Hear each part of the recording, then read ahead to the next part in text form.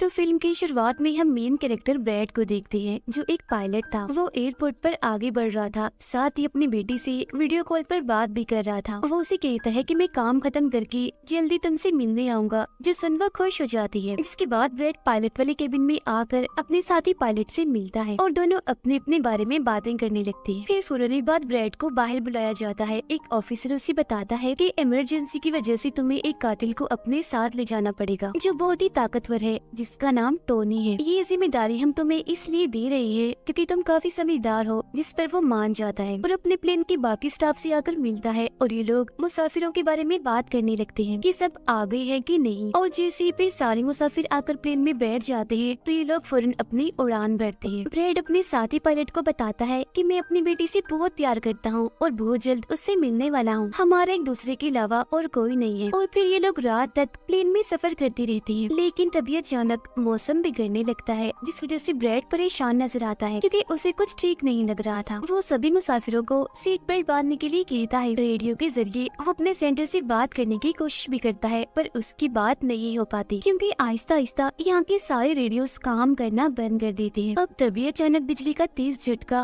Plane से आकर लगता है, इस वजह से प्लेन हिलने लगता है। ब्रैड को फिक्र होने लगी थी, इसीलिए जब वो सारे मुसाफिरों को देखने जाता है तो उसे सुकून की सांस आती है क्योंकि सब मुसाफिर ठीक थे। पर यहाँ अब धीरे धीरे करके लाइट बंद होती जा रही थी, जिस बीच एक बार फिर प्लेन को झटका लगता है, जिससे ब्रैड गिर जाता है और उसके माथे पर चोट लग जाती है। इस सारी सूरत हाल की वजह से सारे ही मुसाफिरों की हालत खराब होने लगी थी। ब्रैड वापस केबिन में आकर अपने साथी के साथ मिलकर प्लेन को संभालने में लग जाता है। काफी मुश्किल टाइम था उनके लिए क्योंकि एक तो रेडियो काम नहीं कर रहे थे, ऊपर से स्क्रीन पर भी उन्हें आगे का कुछ भी दिखाई नहीं दे रहा था। तब ब्रैड कहता है कि हमें प्लेन को नीचे लाना होगा क्योंकि अगर एक और झटका लगा तो प्लेन तबाह हो जाएगा। तो फौरन ये लोग प्लेन नीचे लेने लगते हैं। सारे मुसाफिर डरे हुए थे। एक औरत फिर अपनी सीट बेल्ट खोल देती है। उसे देखकर टोनी का ऑफिसर भी ऐसा ही करता है। प्लेन क्योंकि नीचे की तरफ जा रहा था तो ऊपर वाली साइड से वो जोर से टकराते हैं, इतनी जोर से कि फौरन ही उनकी मौत हो जाती है। अचानक तेजी से प्लेन नीचे आने लगता है। तब ब्रैड और उसका साथी जल्दी से इसे कंट्रोल में कर लेते हैं। तभी एयर होस्टेस आकर ब्रैड को बताती है कि मुसाफिरों की हालत खराब हो रही है, जिस पर वो कहता है कि सब कुछ संभालो, अपनी अपनी सीट्स पर बैठने का कहो क्योंकि जल्दी हम करीबी एयरपोर्ट पर उतरने वाले हैं। अब ये दोनों देखते हैं कि हम एक आइलैंड के ऊपर से गुजर रहे हैं, तो कोई और रास्ता फिलहाल ना होने पर ये इस आइलैंड पर प्लेन उतारने का फैसला करती है। वो कोई ठीक सी जगह देकर फिर प्लेन को उतार ही देते हैं। हालांकि उन्होंने इमरजेंसी लैंडिंग की थी, पर फिर भी सही सलामत वो उतर ही गए थे। अब ब्रैड और उसका साथी तब खुश होते हैं जब उन्हें पता चलता है कि थोड़ी बहुत बिजली अभी भी प्लेन में है। इसके बाद ब्रैड सभी को नीचे उतरने का कहता है। उधर प्लेन की कंपनी का मालिक भी देख लेता है कि अचानक प्लेन कहीं गायब हो गया है क्योंकि उसने प्लेन को लैंड होते हुए नहीं देखा था और काफी देर से रेडियो खराब होने की वजह से उसका राब्ता भी नहीं हो पाया था, इसीलिए वो थोड़ा टेंशन में नजर आता है। अब एयर होस्टेस ब्रैड को आकर बताती है कि टोनी को लाने वाली ऑफिसर की मौत हो गई है। जो सुन ब्रैड को दुख तो होता है, पर वो उसे कहता है कि चलो जो भी हुआ अब बाकी मुसाफिरों का ख्याल रखो। अब सारे लोग इस सोच में थे कि हम यहाँ क्यों उतरे हैं, जिस वजह से ब्रैड सामने आकर बताता है कि इमरजेंसी की वजह से हमें यहाँ उतरना पड़ा। प्लेन में अभी भी थोड़ी बहुत बिजली मौजूद है, जिससे हम बाकी बिजली की चीजों को ठीक कर लेंगे। तब तक आप लोग यहाँ आराम से रहिए, खाना पानी मिलेगा और रहने की जगह भी, और आप लोग घबराइएगा नहीं, बहुत जल्द हम यहाँ से निकल जाएंगे। उधर प्लेन कंपनी के मालिक की मुलाकात एक रेस्क्यू एक्सपर्ट से होती है, जो ऐसे लोगों को खोज निकालने का काम करता है जो मुश्किल में कहीं फंसे होते हैं। कंपनी का मालिक उसे कहता है कि मुझे मेरे प्लेन की सारी डिटेल्स, जैसे कि वो कहाँ गया, उसके वर्कर्स, मुसाफिरों की सबकी जानकारी चाहिए। अब ब्रैड प्लेन के पास आकर उसे ठीक करने में लग जाता है, पर वो देखता है कि प्लेन में पावर बिजली काफी कम है, इसीलिए इनको इंतजार करना होगा क्योंकि रेडियो भी अभी काम नहीं कर रहे। फिर जब वो इस बारे में अपने साथी पायलट को बताता है तो उसका साथी नक्शा देखकर बताता है कि हम एक प्राइवेट आइलैंड पर फंसे हुए हैं। ये कोई आजाद जगह नहीं है, बल्कि यहाँ एक प्राइवेट आर्मी का कब्जा था, जो बुरे लोग थे क्योंकि उसमें सारे ही गुंडे थे और अगर उन्होंने हमें कोई भी नुकसान पहुँचाया तो गवर्नमेंट भी हमें नहीं बचा पाएगी। जो सुन ब्रैड कहता है कि अब कैसे भी करके हमें अपनी रेस्क्यू टीम को यहाँ बुलाना ही होगा ताकि वो आकर हम सबको बचा ले, क्योंकि यही एक रास्ता है यहाँ से निकलने का। अब ब्रैड सबके पास आकर उन्हें बताता है कि किसी खराबी की वजह से रेडियो अभी भी काम नहीं कर रहा, जो सुनकर सारे लोग काफी परेशान हो जाते हैं। ब्रैड उन्हें भी तसल्ली देता है कि हम आइलैंड की दूसरी साइड पर जाकर रेडियो को ढूंढेंगे और अपनी टीम से रेस्क्यू टीम को यहाँ भेजने के लिए कहेंगे, जो आकर आप सबको बचा लेगी और मेरे साथ टोनी जाएगा। ये कहकर वो टोनी की हथकड़ी खोल देता है और ये लोग आगे बढ़ जाते हैं।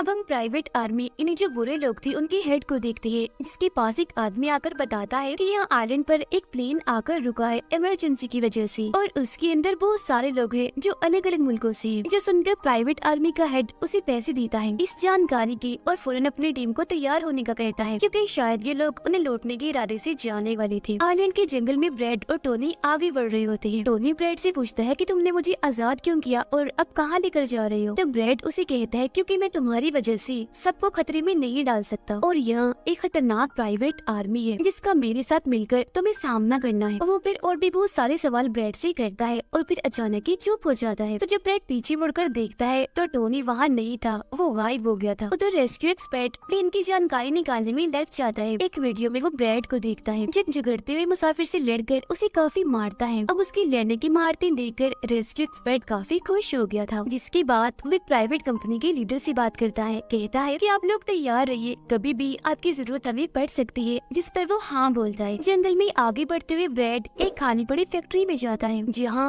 वो एक बंद रेडियो मशीन को ढूंढ ही लेता है और फिर उसे ठीक करके फोन लगाता है। हेल्पलाइन पर उसकी बात होती है, जिन्हें वो अपने प्लेन और इस आइलैंड के बारे में बताता है, लेकिन लाइन में कोई गड़बड़ी होने की वजह से सामने वाला इंसान उसकी बात सुन ही नहीं पाता। तब उसे एक आइडिया आता है, वो ये सारी चीजें अपने बेटे को लिखवा कर उसे अपने ऑफिस में बताने का कहता है। अब तभी एक आदमी आकर ब्रैड पर हमला कर देता है, तो वो उसे पकड़कर काफी मारता है और बेहोश कर देता है। तभी ब्रैड को महसूस होता है जैसे इस कमरे में कोई आ रहा है, इसीलिए जल्दी से वो छुप जाता है। पर वहाँ और कोई नहीं बल्कि टोनी था, जिसने बहुत सारे गुंडों को मारकर उनके हथियार ले लिए थे, और वो ब्रैड को आवाज लगाने लगता है। फिर जब ब्रैड सामने आता है तो कुछ हथियार वो उससे भी दे देता है। इसके बाद ये दोनों नीचे की तरफ आने लगते हैं। तब यहाँ उन्हें एक कैमरा मिलता है जिसमें चल रही वीडियो से उन्हें पता चलता है कि वो खतरनाक प्राइवेट आर्मी यहाँ आने वाले लोगों को अगवा कर लेती है और फिर उन लोगों की फैमिली से अच्छी खासी रकम लेती है उन्हें छोड़ने के बदले। जो देख वो समझ जाते हैं कि हमारे मुसाफिर भी खतरे में हैं। अब ये दोनों बाहर खड़ी गाड़ी में आकर बैठ जाते हैं और अपने मुसाफिरों की तरफ जाने लगते हैं। उधर जब सारे मुसाफिर बैठे हुए थे तो तभी उन्हें किसी गाड़ी की आवाज आती है। वो ये सोचकर काफी खुश हो जाते हैं कि जरूर ये ब्रैड है, पर ब्रैड नहीं, वहाँ तो वो खतरनाक प्राइवेट आर्मी थी। वो गोलियां चलाकर इन लोगों की तरफ बढ़ रहे थे। इन गोलियों की आवाज ब्रैड और टोनी ने भी सुन ली थी। प्राइवेट आर्मी का हेड पायलट से सभी मुसाफिरों की लिस्ट मांगता है। तब जल्दी से एयर होस्टेस उसे लिस्ट लाकर दे देती है। फिर वो हेड पूछता है कि तुम्हारा सीनियर पायलट ब्रैड कहाँ पर है, जिस पर वो बताता है कि किसी काम से वो जंगल में गया था पर अभी तक वापस नहीं आया। इसी दौरान एक औरत वहाँ से भागने की कोशिश करती है, पर वो लोग गोली चलाकर उसे मार देते हैं। ये आवाज सुनकर ब्रैड उनकी मदद करने के लिए भागता है,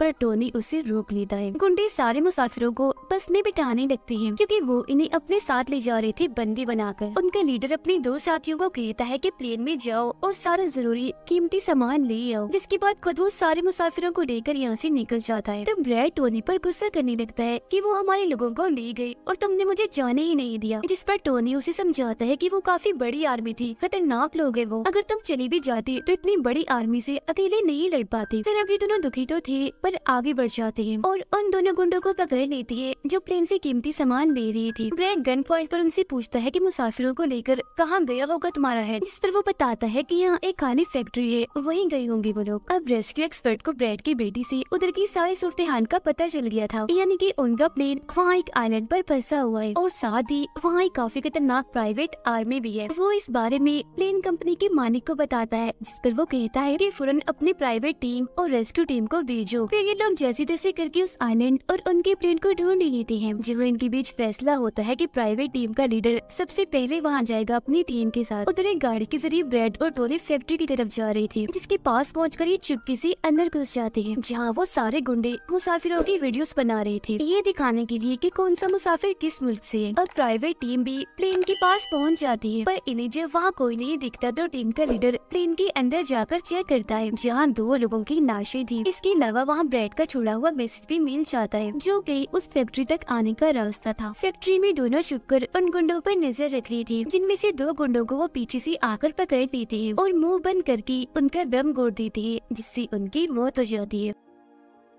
फिर ये खुफिया दरवाजे से आगे बढ़ते हैं और एक कमरे के बाहर जा पहुँचते हैं। उस कमरे के अंदर ही सारे मुसाफिरों को कैद किया हुआ था। वहाँ बहुत सारे गार्ड्स खड़े हुए थे, जिन्हें देखकर टोनी को काफी गुस्सा आ जाता है। इसीलिए वो वहाँ पड़ा हथौड़ा उठाकर एक एक करके सभी को मारता जाता है। फिर ब्रैड एक गुंडे से चाबी लेकर उन मुसाफिरों को कमरे से आजाद कर देता है। वो फिर सबको कहता है कि जल्द से जल्द प्लेन के पास पहुँचो, क्योंकि रेडियो के जरिए मैंने मदद मंगवाई है, रेस्क्यू टीम आती ही होगी। जिसके बाद वो सब लोगों को बस में बिठाता है। तभी टोनी उसके पास आकर बताता है कि वहाँ बाहर बहुत सारे गुंडे खड़े हुए हैं, तो हम यहाँ से नहीं निकल सकते। वो जब भी मुसाफिरों को परेशान देखता है तो कहता है कि मैं मुसाफिरों का ध्यान भटकाऊंगा, जबकि टोनी तुम सभी मुसाफिरों को यहाँ से ले जाना। जो कहकर ब्रैड वहाँ से निकलकर गुंडों के पास आता है। उनके हेड से बात करता है कि मेरी टीम यहाँ आ रही है, इसीलिए तुम मेरे मुसाफिरों को छोड़ दो। अब तभी गुंडे आकर उसे मारने लगते हैं और उनका हेड कहता है कि ऐसे कैसे छोड़ दूं, पैसों के बगैर मैं किसी को नहीं छोड़ता। जिसके बाद अब वो गोली से जैसे ब्रैड को मारने वाला होता है कि तभी प्राइवेट टीम यहाँ आकर उन पर हमला कर देती है। वो काफी गोलीबारी करती है, जिसमें बहुत सारे गुंडे मारे जाते हैं। जिसके बाद वो ब्रैड को लेकर यहाँ से जाने लगते हैं। बस में बैठकर निकल जाते हैं। गुंडों का लीडर देखता है कि बाकी गुंडों के साथ साथ मेरा भाई भी मारा गया है, तो उसे काफी गुस्सा आता है। इसीलिए वो अपनी टीम को कहता है कि जल्दी करो, तैयारी पकड़ो और हाँ, किसी को भी मत छोड़ना, एक एक को चुन चुन कर मार देना। गाड़ी में ब्रैड उस प्राइवेट टीम से बात करने लगता है। तब उनका हेड उसे बताता है कि हम छोटी सी प्राइवेट टीम है जो बस तुम्हें यहाँ बचाने की मिशन में आई है, क्योंकि हम कोई रेस्क्यू टीम नहीं है। उन्हें आने में तो अभी और भी वक्त है। जो सुन ब्रैड घबरा तो जाता है, पर कहता है कि कोई बात नहीं, मेरे पास एक आइडिया है। इसके बाद ये लोग भी प्लेन के पास आ जाते हैं, जहाँ सारे मुसाफिरों को टोनी पहले ही ला चुका होता है। ब्रैड फिर अपने लोगों को कहता है कि एक प्राइवेट टीम हमारी मदद करने यहाँ आ गई है और अब उनकी मदद से हम प्लेन को चला लेंगे और फौरन यहाँ से निकल जाएंगे। तो आप सब लोग जल्दी से प्लेन में बैठ जाएं, क्योंकि हम रेस्क्यू टीम का इंतजार नहीं कर सकते, उन्हें आने में वक्त है और अगर हम यहाँ रुके तो उस खतरनाक आर्मी के हाथों मारे जाएंगे। जो सुनकर सारे लोग प्लेन में बैठ जाते हैं, जबकि ब्रैड प्राइवेट टीम के लीडर के साथ मिलकर प्लेन को ठीक करने में लग जाता है। जहाँ तभी वो गुंडे आकर इन पर हमला कर देती है, जिनको देखकर प्राइवेट टीम उन्हें रोकने में लग जाती है और यहाँ दोनों तरफ से ही काफी गोलीबारी होती है। पर इस टीम के पास काफी अच्छी गन्स थी, तो वो बहुत सारे गुंडों को मार गिराती है। ब्रैड टीम के लीडर को बताता है कि मैं अगले 5 मिनट में प्लेन को स्टार्ट कर दूंगा, मतलब कि चला दूंगा, जिसके बाद हम सब लोग उड़ान भरेंगे। फिर वो टोनी का शुक्रिया भी अदा करता है कि तुमने मेरा इतना साथ दिया। फिर ब्रैड गोलियों के बीच से ही होता हुआ अंदर आकर बैठ जाता है और अपने साथी पायलट के साथ मिलकर प्लेन चलाने लगता है। टोनी की गोलियां खत्म हो गई थी और जब वो प्राइवेट टीम का बैग चेक करता है तो उसे वहाँ पैसों से भरा हुआ एक बैग मिलता है। पर फिलहाल पैसों को ऐसे ही छोड़कर दूसरे बैग से गन लेकर दोबारा गुंडों से लड़ने लगता है, जहाँ तब तक ब्रैड भी पूरे प्लेन को घुमा भी चुका होता है। फिर वो प्राइवेट टीम भी प्लेन में चढ़ने लगती है। ब्रैड को प्लेन कंपनी का मालिक बताता है कि मैं तुम्हें कोई महफूज जगह बता दूंगा जहाँ तुम जा सकते हो। सभी लोग तो प्लेन में चढ़ जाते हैं, पर टोनी नहीं चढ़ता। वो पैसों से भरा बैग लेकर वहाँ से भागने लगता है। तब उसे जाता हुआ देखकर प्राइवेट आर्मी उनके प्लेन पर हमला कर देती है। उनका हेड प्लेन के सामने रॉकेट लॉन्चर लाकर उन्हें एक ही झटके में उड़ाने का सोच रहा था, लेकिन उसे टोनी देख चुका था। वो उसे गोली मारकर गिरा देता है, ऐसा करने से रोक लेता है। ये देखकर ब्रैड को बहुत खुशी होती है, जिसके बाद वो अपनी पूरी ताकत लगाकर प्लेन उड़ाने में कामयाब हो ही जाता है। इस वजह से टोनी भी खुश था और वो भी फिर वहाँ से चला जाता है। ब्रैड प्लेन को आइलैंड से दूर ले जाता है, जबकि प्लेन का मालिक उसे एयरपोर्ट का बताता है जहाँ ये लोग जा सकते थे, जो काफी करीब था। तब ब्रैड उस तरफ प्लेन ले जाने लगता है, पर एक बार फिर प्लेन तबाह होने लगता है। इसलिए ब्रैड दोबारा से इमरजेंसी लैंडिंग करवाता है और उनका प्लेन नीचे आने के बाद जंगल के रास्ते आगे बढ़ने लगता है। सब लोगों की जान बच गई थी, इसीलिए वो काफी खुश थे। उधर प्लेन कंपनी का मालिक और उसकी टीम भी बेहद खुश थी। ब्रैड और उसका साथी भी सुकून की सांस लेते हैं कि कम से कम वो उस आइलैंड से तो निकल आए थे और सबकी जान भी बच गई थी। कुछ ही देर में यहाँ इनकी रेस्क्यू टीम भी आ जाती है, जिन्हें देखकर सारे मुसाफिर खुश तो थे, साथ ही ब्रैड की बहादुरी पर तालियां बजा रहे थे। ब्रैड फिर सारे मुसाफिरों को रेस्क्यू टीम के साथ भेज देता है, जिसके बाद वो अपनी बेटी से बात करता है। वो इस बात से काफी खुश थी कि थैंक गॉड मेरे डैड जिंदा हैं। दोनों भाई बेटी बात करके बहुत खुश थे और इसी के साथ ब्रैड की बहादुरी की